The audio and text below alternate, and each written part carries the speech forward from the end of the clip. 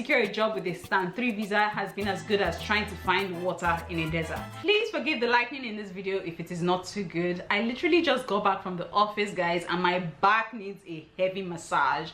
I'm so tired, but I'm so excited at the same time because I got some exciting news for you guys to share here today. So I was in the office today and I heard some news that I was like, I just need to sit behind my camera and shoot this video tonight and share on my channel.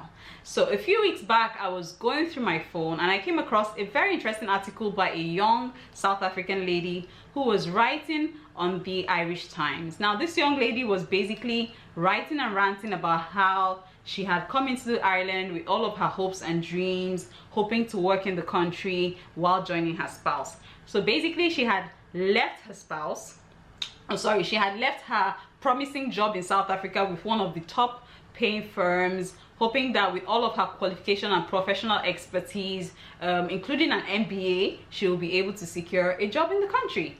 Even though she knew that she was coming into the country 3 months prior to her arrival, she tried to secure a job from South Africa. Unfortunately, that plan did not get to work. And also at the same time, by the time she got to arrive into Ireland, she went up to the GNIB office, which is the immigration office here in Ireland, to try to secure a visa that will let her reside in the country. Eventually, she secured the stamp 3 visa, which is the joint spouse visa that allows you to live in the country without the access to the job market, while allowing you to also seek a job. Talk about some crazy stuff going on here. Anyways, I've had my own share of this whole story, so I can totally relate to her pain, because I remember back in the day when I first came into Ireland and I had to come in here with all of my qualifications, hoping that somehow I would be able to secure a job. Somehow months turned into months, or days turned into months, and eventually I found myself 9 months without a job, living in the house. And at some point it was really getting to me, because at this point in time I had attended countless numbers of interviews, and every time I come back home I receive either a text message or an email from the employer saying, no, we cannot employ you because you have a stamp 3 visa. We only get to employ Irish citizens and stamp 4 visa holders. And I'm like, what exactly do you guys expect me to do at this point? Because most of these companies do not even understand the way it works. They just feel like with a stamp 3 visa, you're not allowed to work in the country. The thing is, you are actually allowed to seek for job employment, but you're not allowed into the labor market. So once they see a stamp 3 visa holder, they just turn you down, not even trying to check out if they can try to, what you need to do to secure a job in the country. And I also realized that by the time I got to start visiting like the GNIB office over and over to find out like what my rights in the country were, I realized that different people working there had like different information. I mean, like somebody will tell you something and then you go to meet another person that works there, and then you hear something else which is not matching each other, and it was just a very confusing experience for me to go through.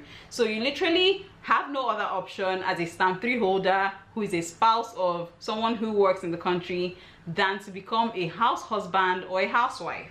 And I'm in no way bashing any of those titles. I'm just saying that if I decide to become a house husband or a housewife, I mean, like, that should be a decision that I have voluntarily taken upon myself, not because the laws that have been put in place in the country have restricted me from working, only because I am married to an Irish skilled worker. Anyways, fast forward to March 6, 2019, a new development has come in place in the Irish immigration laws, and this will benefit the partners of highly skilled workers.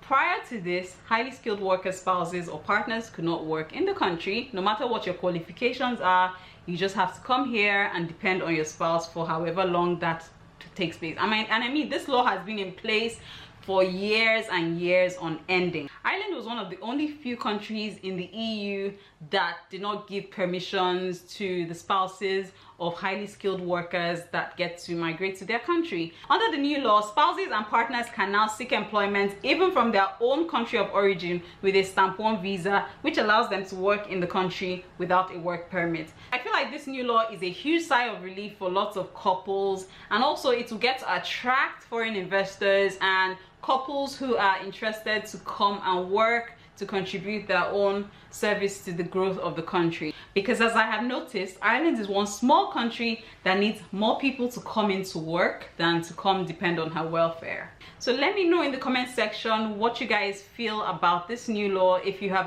been affected by it, because I know that a lot of people come on my comment section to write about how they have come into the country with their spouses, hoping that their spouses can get to work. Unfortunately, that was not possible, and so they had to leave the country.